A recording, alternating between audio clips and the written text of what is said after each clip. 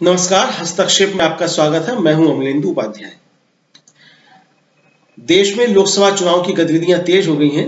लोकसभा चुनाव के तैयारियों के तहत क्या सत्ता पक्ष की तैयारियां हैं और क्या विपक्ष की तैयारियां हैं, इस लोकसभा चुनाव में क्या मुद्दे बनने जा रहे हैं, इसका विश्लेषण करने के लिए डीवी लाइव पर एक परिचर्चा का आयोजन किया गया। इस परिचर्चा में मैंने भी हिस्सा लिया। इस परिचर्चा का संचालन कर रहे हैं डीवी लाइव के प्रधान संपादक राजीव रंजन श्रीवास्तव। आइए सुनते हैं इस परिचर्चा के प्रमुख अंश साभार। आपके पास लिस्ट हो तो, और क्योंकि बहुत सारी चीजें हैं, इलेक्टोरल बॉन्ड पे भी स्पेशली बात करनी है। और आज शेयर बाजार धड़ाम हो गया है। 13 लाख करोड़ रुपए डूब गए निवेशकों के। 13 लाख करोड़ रुपए। 5-6 लाख करोड़ रुपए की बातें तो सुनता था, लेकिन सुबह सुबह आंख खुलती है और देखिए तो 13 लाख करोड़ स्वाहा। क्यों ऐसा हो रहा है? क्या इलेक्टोरल बॉन्ड से रिलेटेड कोई मामला है? यहां पे एसबीआई का इधर और सेबी उधर, दोनों में भी बहुत सारी चीजें चर्चा करेंगे। लेकिन पहले नितिन गडकरी नाम है दूसरी लिस्ट में, और महाराष्ट्र की लगभग पूरी लिस्ट है। या हो सकता है कि और भी आ जाए, क्योंकि 35 सीटों पर भाजपा चाह रही है लड़े। 20 सीटों के लिए महाराष्ट्र में इन्होंने अपनी घोषणा कर दी है। प्रशांत जी। नहीं, लिस्ट तो राजीव जी अभी मैंने नहीं देखी। जो आपने बताया है उसी से मैं अंदाज लगा रहा हूं कि नितिन गडकरी का नाम उसमें आ गया है, और नितिन गडकरी का नाम आना था। अभी इतनी बड़ी मछली को निकल पाना बड़ा मुश्किल काम होगा इनके लिए। दूसरी चीज ये है कि देखिए, बीजेपी महाराष्ट्र में 31 से 32 या 35, जैसा आप कह रहे हैं, उतनी सीटों पे लड़ना चाहती है जी। और अजीत पवार काफी नाराज हैं।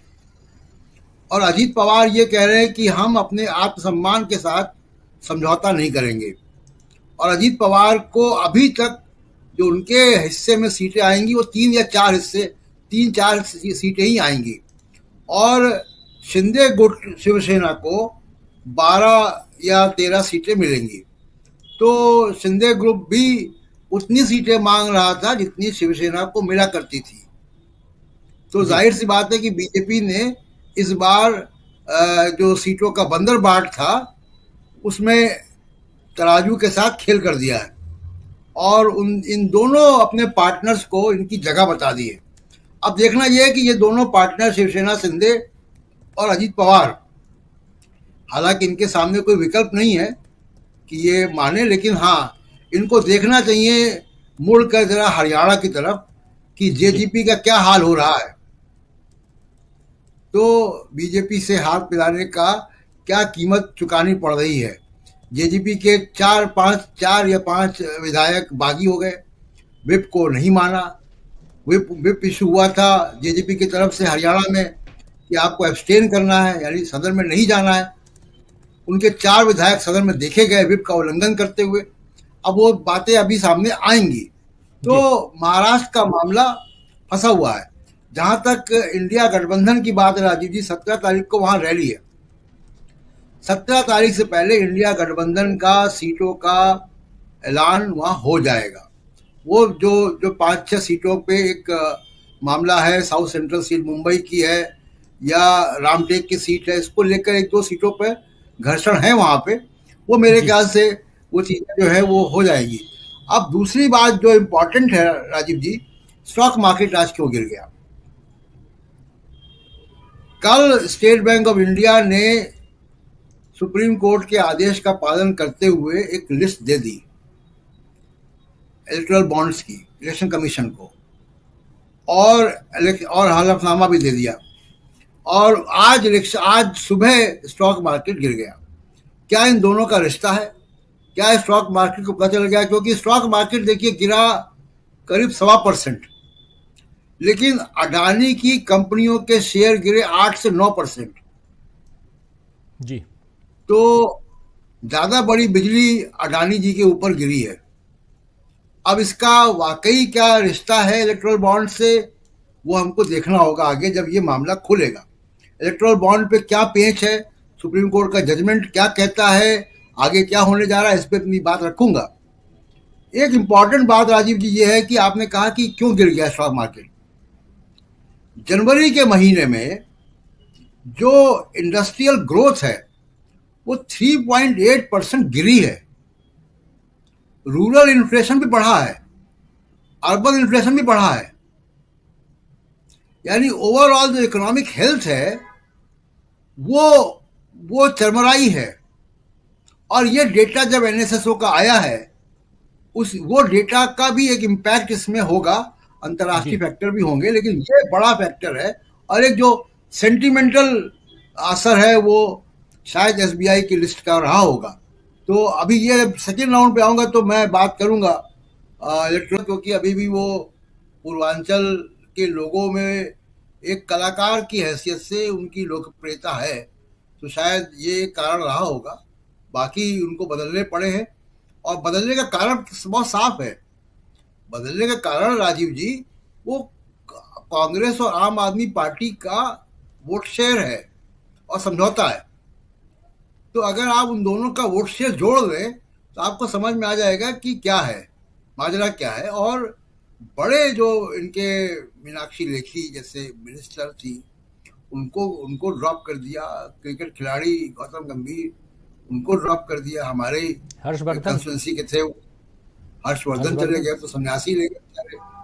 तो ये दूसरा राजीव जी बहुत महत्वपूर्ण जो हमारे रमेश बिधूड़ी, इतने बड़े नेता, रमेश बिधूड़ी के बारे में कल मैंने कहा राजीव जी कि रमेश बिधूड़ी को ड्रॉप करने का मतलब ही यही है कि हिंदू मुस्लिम कार्ड ग्राउंड पे नहीं चल रहा है। अगर वो ग्राउंड पे चल रहा होता तो रमेश बिधूड़ी ड्रॉप नहीं होते, ना ही साध्वी प्रज्ञा ड्रॉप होती। वो ग्राउंड पे उस तरीके से रेजोनेट नहीं कर रहा है, इस वजह से उनको ड्रॉप किया गया है। एक बात। दूसरी बात राजीव जी जो इम्पोर्टेंट है, जो हमारे बाकी साथी बात कर रहे हैं, देखिए अगले कुछ दिनों में हम लोग एक ऐतिहासिक घटना होते हुए देखेंगे, भारत के लोकतंत्र में सबसे बड़ा घोटाला। लेकिन उसके लिए जो इलेक्ट्रल बॉन्ड की बात मैं कर रहा हूँ राजीव जी, उसके लिए हम लोगों को भी तैयार होना पड़ेगा, क्योंकि बहुत सी जिम्मेदारी सुप्रीम कोर्ट ने पत्रकारों पे और भारत के नागरिकों पर डाल दी है। और जिसकी चर्चा अभी मुकेश जी और डॉक्टर साहब कर रहे थे, डॉक्टर राकेश जी, लेकिन देखिए हम हर बॉन्ड में 30 राउंड में बॉन्ड इशू किए गए। हम लोगों को अब इस बॉन्ड की एक एक प्रक्रिया से अपने आप को एजुकेट करना पड़ेगा कि ये मामला क्या है। एक तो हर बॉन्ड में यूनिक नंबर है, और उस यूनिक नंबर को कैसे देखा जा सकता है, वो अल्ट्रा वायलेट टॉर्च से देखिए ये यूनिक नंबर है जिसमें गोला बना हुआ है लाल रंग से। अल्ट्रा वायलेट टॉर्च जब उस पर डालेंगे तब वो यूनिक नंबर दिखाई देगा। ये यूनिक नंबर ही पेच है, ये हर बॉन्ड का एक यूनिक नंबर है। अब सुप्रीम कोर्ट ने जो कह दिया कि आप है डेटा दे दीजिए, तो डेटा सुप्रीम कोर्ट में जो एफिडेविट दिया स्टेट बैंक ने, उसने 2 सेट में डेटा दिया है।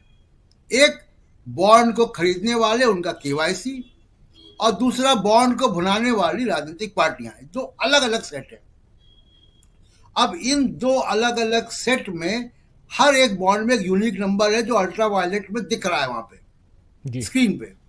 अब जिम्मेदारी ये डाल दी है पत्रकारों पे सुप्रीम कोर्ट ने कि वो इस अल्ट्रा वायलेट से दिखने वाले नंबर की मिलान करें, ये कब खरीदा गया, इस नंबर के बॉन्ड ने किस पार्टी को इनकैश किया, उस बॉन्ड को खरीदने वाली बेनामी कंपनी या वो व्यक्ति इंडिविजुअल कौन है, उसके क्या वेस्टेड इंटरेस्ट हैं, वो कब भुनाया गया, 30 राउंड में यानी 10 दिन की विंडो में वो बॉन्ड किसने भुनाया। ये बहुत रॉ डेटा होगा। इसलिए मतलब मैं आगाह करना चाह रहा हूं कि 15 तारीख को जब डेटा आएगा राजीव जी, तो तुरंत नहीं मालूम हो जाएगा कि इसने लिया और इस पार्टी ने इसको भुनाया, उनको वो ठेका मिल गया और वो हवाई अड्डा मिल गया।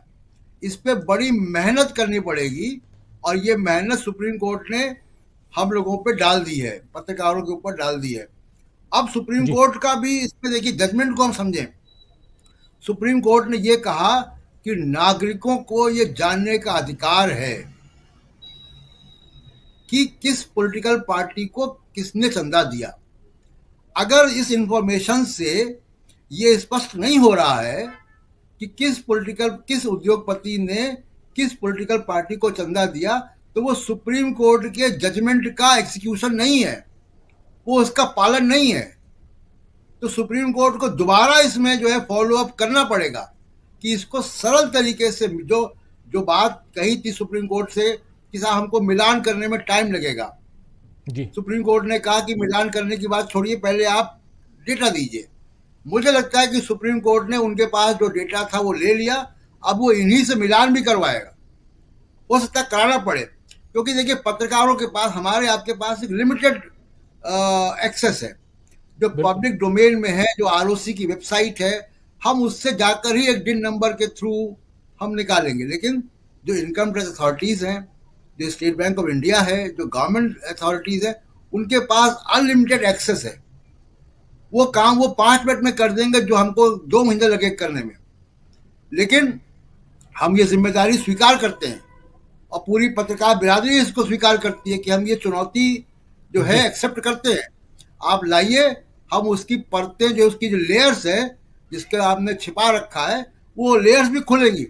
टाइम लगेगा थोड़ा, राजीव जी। जी जी बिल्कुल टाइम लगेगा। लेकिन जरा मुद्दों की बात करना चाहता हूं डॉक्टर राकेश पाठक। आशा है ये वीडियो आपको पसंद आया होगा। इसको ज़्यादा से ज़्यादा शेयर करें, लाइक करें, सब्सक्राइब करें चैनल को, फेसबुक पेज को फॉलो करें और ज़्यादा से ज़्यादा इसको सब्सक्राइब करें।